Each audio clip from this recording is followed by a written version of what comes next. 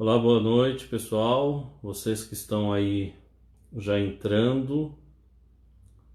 Hoje entrei um minuto atrasado, mas estamos aqui.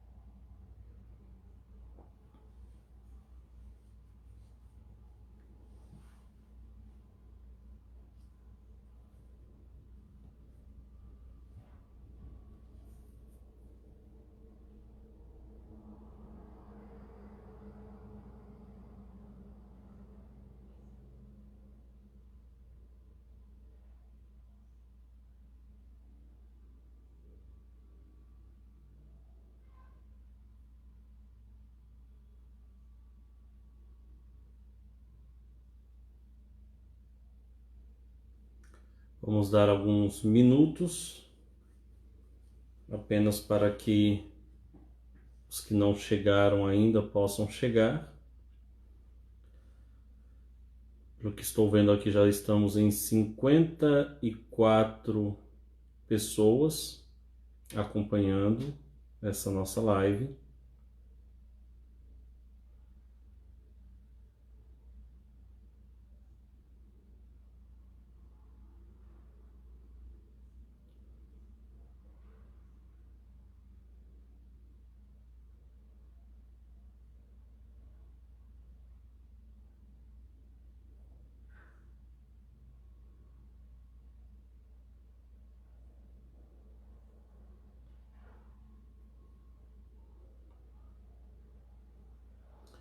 Eu não sei se vocês estão escrevendo alguma coisa aí nos comentários, mas para mim não está aparecendo nada. Eu não sei se eu fiz alguma... Ah, agora está aparecendo.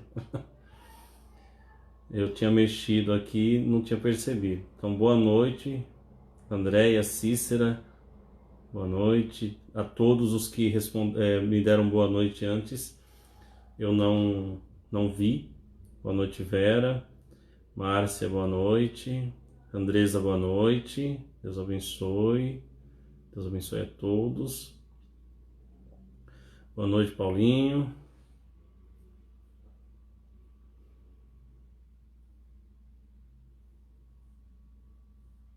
Muito bem. Estamos com 61 pessoas neste momento acompanhando. Já é uma sala de aula. Aliás, já é uma grande sala de aula, 60 pessoas.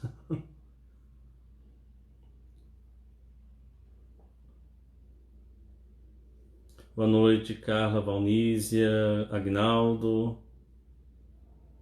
Boa noite, Maria, Letícia. Boa noite, Valéria. Deus abençoe. Boa noite, Jansen. Gel, boa noite. Ilceia, boa noite. Netinha.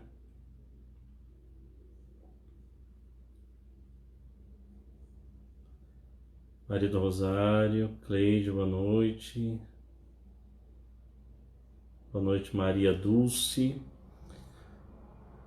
Bom, pessoal, vamos começando, né? Porque quanto mais cedo a gente começa, mais cedo a gente termina. Nós precisamos dar continuidade ao tema que nós iniciamos na semana passada, né? Na verdade, na semana passada nós falamos um pouco mais sobre a doutrina do pecado original do que propriamente a doutrina da Imaculada Conceição, mas se fazia preciso, né, falar um pouco sobre a doutrina do pecado original, uma vez que o dogma da Imaculada Conceição tem a ver com a doutrina do pecado original. Então nós dizíamos que a partir do momento em que a doutrina do pecado original é promulgada, é aceita pela Igreja e reconhece que o pecado de Adão se faz presente na natureza humana, né? E por isso a necessidade do batismo, inclusive de crianças, para apagar os pecados não pessoais, mas o pecado original, o pecado de Adão, para perdoar as crianças deste pecado. Então, com isso, começou a se questionar também, né, a situação da Virgem Maria. Por quê? Porque a doutrina agostiniana vai dizer que o pecado original é transmitido através da união dos sexos, né?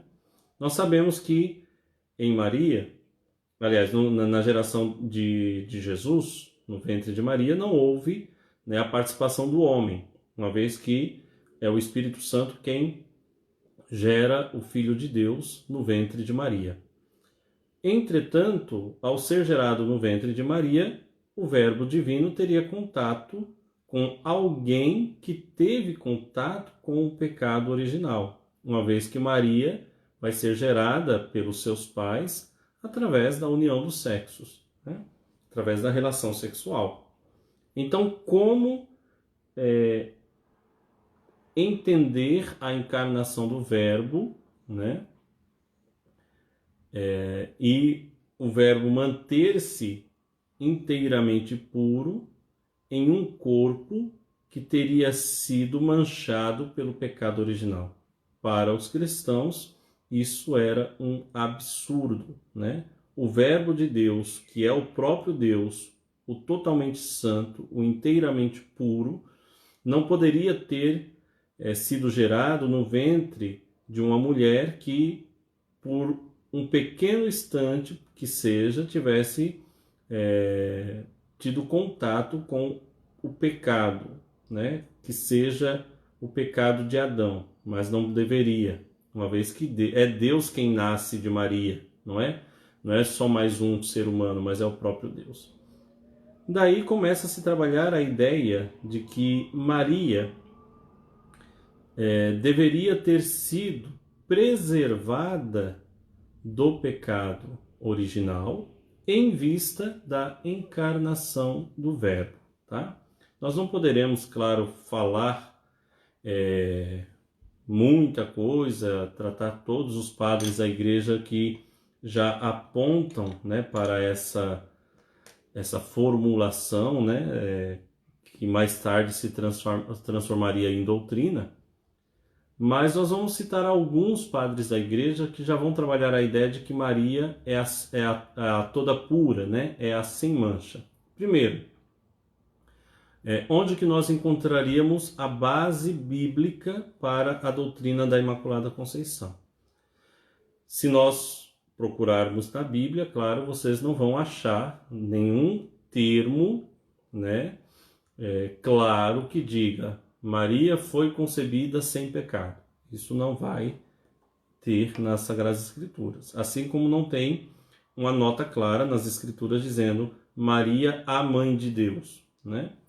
Ou Maria, a Virgem Perpétua, tá? Nós vamos formulando a doutrina através de vários textos que nos indicam que o fato de Maria ter sido apresentada daquela forma vai sustentar a tese de que ela é a Mãe de Deus, de que ela é a Virgem, né, perpétua, de que ela é a Imaculada Conceição. Então, o texto que sustentaria, né, a ideia da Imaculada Conceição, ou seja, o fato de Maria não ter contato com o pecado, deixa eu pegar aqui minha Bíblia, é Lucas, capítulo 1, versículo 26, né? Quando o anjo vai anunciar a Maria que ela seria a mãe, né, do Filho de Deus. Então, aliás, é Lucas 1, versículo 28, né? Quando o anjo diz a Maria, alegra-te, cheia de graça, o Senhor está contigo. Cheia de graça. O que é ser cheia de graça? É ser repleta de Deus, transbordante de Deus, né? Então, a cheia de graça, a que transborda em graça, não pode ter tido contato com o pecado. Então, a base bíblica seria não apenas esta, né, mas a própria vida de Maria nos indicaria isso, o fato de ela fazer a vontade do Pai em todas as coisas e por aí vai, mas de forma muito resumida, a base bíblica estaria aqui. O anjo a chama de a cheia de graça. A cheia de graça indica, nela não há espaço para o pecado, tá? Mas nós temos que ter também a base da tradição, que nos é apresentada aqui pelos padres da Igreja. Com o Concílio de Éfeso, em 431, quando foi definido o dogma da maternidade divina, então muitos padres, muitos teólogos começaram a se interessar em trabalhar temas relacionados à pessoa de Maria, tá? Um desses temas é a ideia de que Maria teria sido preservada do pecado de Adão. Teria nascido sem mancha, a toda pura. Um destes bispos ou padres da igreja que vai trabalhar esta ideia é Ambrósio de Milão, quando ele vai escrever a Marcelina, o seu tratado sobre as virgens. Ele vai dizer o seguinte, Ambrósio, né?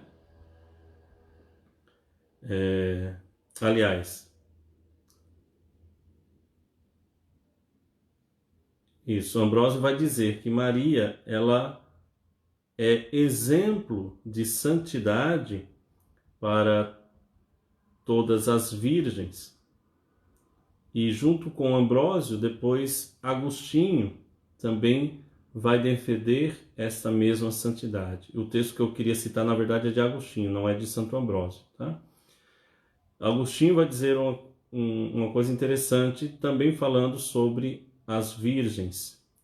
Ele diz o seguinte: as virgens de Deus não possuem razão alguma de se contristarem por não poderem elas também, como Maria, aliar a virgindade à maternidade corporal.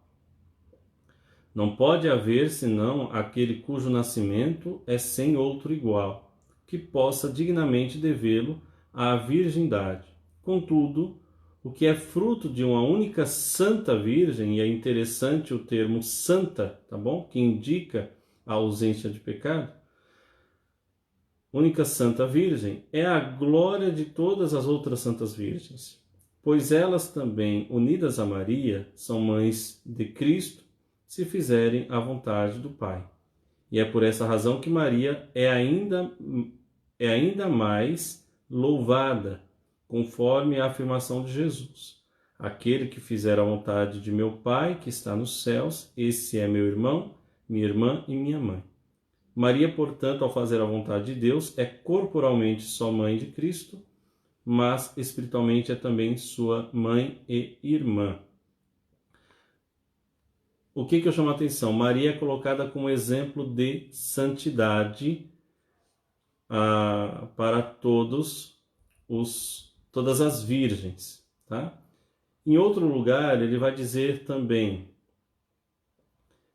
diante da crise pelagiana, né, quando Pelágio vai dizer que no Antigo Testamento existiram pessoas que não conheceram o pecado, por isso foram considerados justos, Agostinho vai dizer: excetuo a Santa Virgem Maria, sobre a qual, devido à honra do Senhor, não quero discutir, eis porque sabemos que lhe foi concedido um grau mais elevado de graça para vencer totalmente o pecado, pois mereceu conceber e dar à luz aquele a respeito do qual não consta que tivesse nenhum pecado.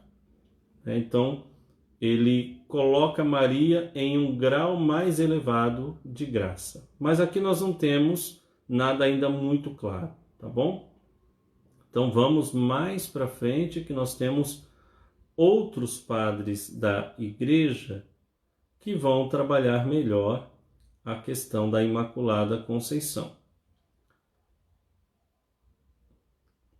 Teodoro de Ancira, por exemplo, né? Teodoro de Ancira vai afirmar: aquele que criou outrora a Virgem Eva, sem opróbrio, ou seja, sem mancha, sem pecado, fez nascer a segunda sem mancha. Então, Da mesma forma como Deus criou a primeira virgem, Eva, sem pecado, porque Deus não criou Eva já pecadora, né? O pecado é uma consequência de uma escolha de Eva. Assim também criou Maria sem mancha deste pecado de Adão. Então veja que aqui a coisa já começa a ficar um pouquinho mais clara, né? Também André de Creta e João Damasceno vão trabalhar muito essa ideia de que Maria teria sido concebida sem pecado. João Damasceno, por exemplo, vai dizer o seguinte, de forma bem clara: concebida sem mancha, a fim de ser esposa de Deus e mãe do que, por natureza, é filho de Deus. João Damasceno já diz com todas as letras que Maria foi concebida sem mancha. Que mancha é essa? Sem pecado, tá bom? Então, Maria concebida sem mancha. Essa ideia, né, de que Maria teria sido concebida sem a mancha do pecado original chega à chamada escolástica e será trabalhado também por Tomás de Aquino, por Santo Anselmo, né, por São Bernardo de Claraval. E algo muito curioso no pensamento desses teólogos é que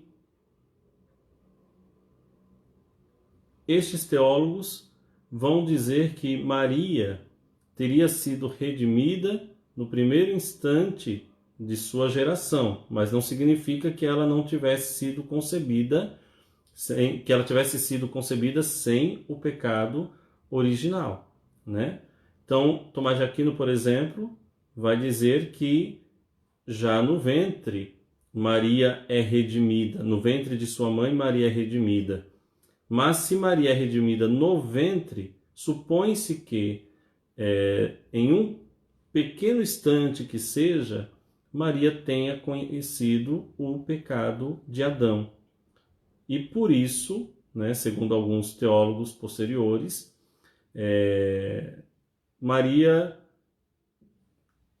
poderia, de certa forma, digamos assim, manchar a natureza do Verbo pelo fato de ter conhecido em algum momento o pecado de Adão.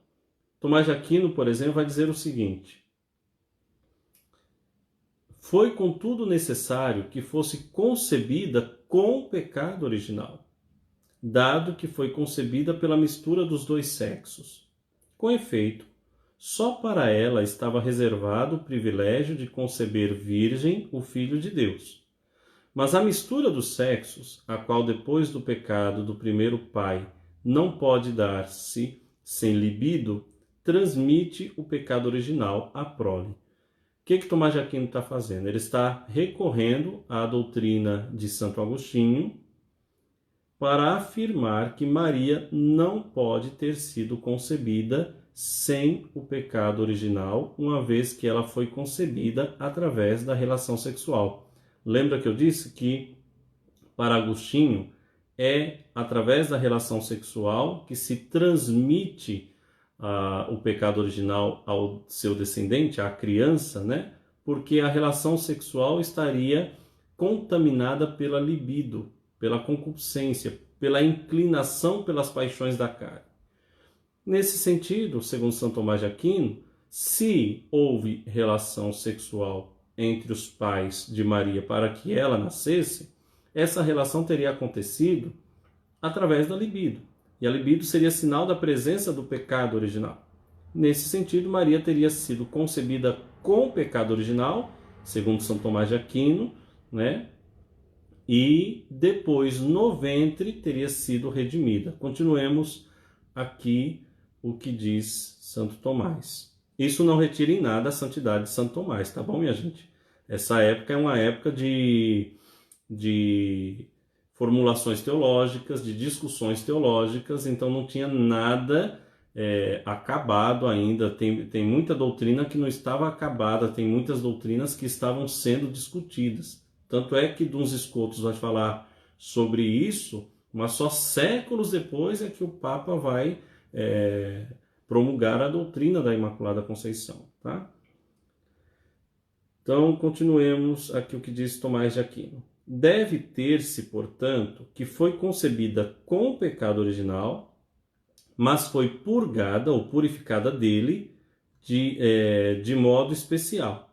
Com efeito, uns são purgados do pecado original após ter saído do ventre, como os que se santificam no batismo, mas outros, lê-se, que foram santificados no ventre materno, como Jeremias. Então coloca Maria e Jeremias, de certa forma, né, numa mesma situação. Antes que eu te formasse no ventre de tua mãe, te conheci, e antes que tu saísses do seu seio, te santifiquei. E de João Batista, diz o anjo, e será cheio do Espírito Santo desde o ventre de sua mãe. Não deve crer-se, porém, que o que se prestou ao precursor e ao profeta de Cristo tenha sido negado à sua mesma mãe. E por isso se crê que foi santificada no ventre, ou seja, antes de nascer. A Virgem Maria foi santificada por tal abundância de graça que desde então se conservou imune de todo e qualquer pecado, não só moral, mas também venial. Então, por mais que Tomás de Aquino reconheça que Maria manteve-se fiel, né, manteve-se nesta santidade que lhe foi dada por Deus, através da graça, ele afirma que Maria teria nascido sim, teria sido concebida sim, com o pecado original. Tá? Diante não só de Tomás de Aquino, mas de Santo Anselmo ou São Bernardo de Claraval e por aí vai, diante desse pensamento de que Maria teria sido concebida com o pecado original, nós temos a figura de Duns Scotus, que vai trabalhar exatamente o oposto, de que Maria teria sido concebida sem o pecado original. E ela teria sido concebida sem o pecado original em vista da encarnação do Verbo e o argumento de Duns Scotus é: para que eu possa professar que Cristo é o mediador perfeitíssimo, ele precisa ter preservado pelo menos uma criatura, né, da mancha do pecado original. E aí Duns Scotus vai trabalhar a ideia de redenção ou de salvação através da cura ou através da prevenção. A cura seria o batismo. A cura para o pecado original seria o batismo, que nos purifica, né? E, no caso de Maria, haveria, da parte de Cristo, uma prevenção para que aquela que viria a ser a sua mãe pudesse, de fato, não ter conhecido, em momento algum de sua existência, o pecado. Vamos ler o que diz Duns Scotus sobre a questão da Imaculada Conceição. Duns Scotus vai dizer: um Redentor perfeitíssimo só o é porque possui e exerce o grau mais perfeito de redenção possível, que consiste não só em libertar uma pessoa de um mal já contraído, seria uma redenção libertadora, mas em impedir que contraia o dito mal, uma redenção preservadora. Impedir ou prevenir de contrair o pecado original é certamente um grau mais perfeito de mediação em relação à pessoa de que é mediador. Cristo, portanto, não teve em relação a nenhuma outra pessoa um grau de mediação tão excelente como aquele que usou em relação a Maria. Então veja, em vista da encarnação do Verbo, sendo Cristo, o Verbo de Deus, o mediador entre Deus e os homens, sendo a missão de Cristo redimir a humanidade, e sendo Cristo esse Redentor perfeitíssimo, ou esse mediador perfeitíssimo, era preciso que este mediador perfeitíssimo redimisse não apenas por cura ou por libertação, mas também por preservação.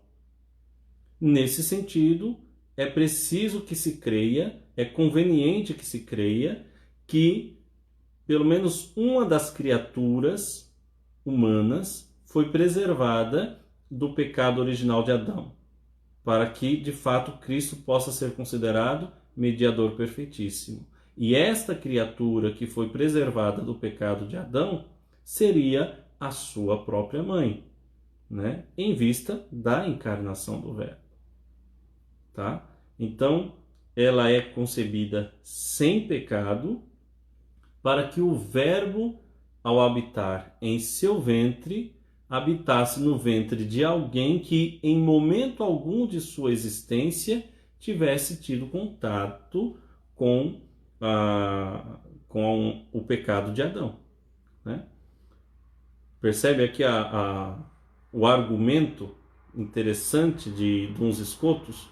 Então, Tomás de Aquino vai trabalhar a ideia de que, porque Maria é gerada no ventre de sua mãe, através da união dos sexos, ela precisa, de certa forma, ser concebida com o pecado original e redimida depois no ventre de sua mãe. Duns Scotus, ao contrário, vai dizer que, se eu creio que Cristo é o mediador perfeitíssimo, o redentor perfeitíssimo, é preciso que eu creia que essa perfeição se dá exatamente porque a redenção não acontece apenas por cura, mas também por preservação. Nesse sentido, Maria teria sido preservada do pecado original. Não teria conhecido em nenhum momento de sua existência o pecado original de Adão. Isso não significa que Maria não tivesse liberdade para pecar, porque os primeiros pais, Adão e Eva, teriam sido também criados sem pecado, imaculados. Entretanto, em sua liberdade, optaram por obedecer à criatura e não ao Criador, por fazer a vontade da criatura e não do Criador. Maria, ao contrário, ela é concebida sem o pecado original, ou seja, ela não conhece o pecado de Adão, mas nela sua liberdade não está anulada e em sua liberdade ela opta por fazer a vontade do Pai, por fazer a vontade de Deus. E é porque faz a vontade de Deus e consagra sua vida ao projeto salvífico de Deus é que Maria permanece toda a sua vida santa, tá bom? Esse dogma da Imaculada Conceição vai ser promulgado, então, pelo Papa Pio IX. Deixa eu pegar aqui o trecho em que o Papa Pio IX vai promulgar o dogma da Imaculada Conceição. Antes disso, né, na história da Igreja, depois dessas definições de Duns Scotus, nós tivemos alguns papas que defendiam que se celebrasse a Imaculada Conceição, né? Outros que pediam que essa doutrina fosse um pouco mais elaborada, né? Que entrasse de fato aos poucos na vida da Igreja, né? Até que chega Pio IX e, em 8 de dezembro de 1854, promulga o dogma da Imaculada Conceição. Pio IX percebe que a ideia da Imaculada Conceição, né, ou a fé na Imaculada Conceição de Maria, já era uma fé presente na vida da Igreja, né? E porque já era algo presente na vida da Igreja, confirmava-se assim que a teologia de Duns Scotus e aquilo que muitos padres da Igreja já haviam indicado, de fato, fazia parte do sensus fidelium, né? Ou do senso dos fiéis, da fé da Igreja. E aí Pio IX, em 8 de dezembro de 1854, através de uma bula chamada Ineffabilis Deus, vai dizer o seguinte: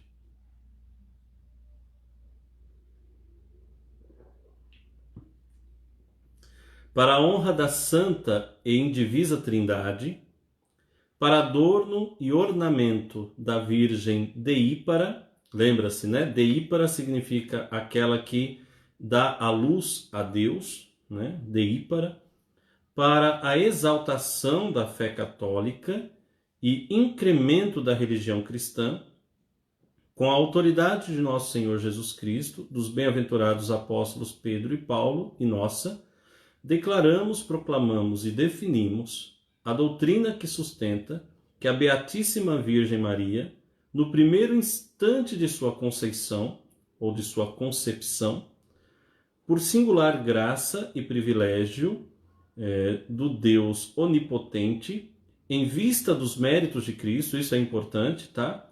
Tudo que Deus realiza em Maria é em vista dos méritos de Cristo, Salvador do gênero humano, foi preservada, olha a doutrina de Duns Scotus aqui, né? A teologia de Duns Scotus, foi preservada imune de toda mancha da culpa original, é revelada por Deus e por isso deve ser crida firmemente e constantemente por todos os fiéis.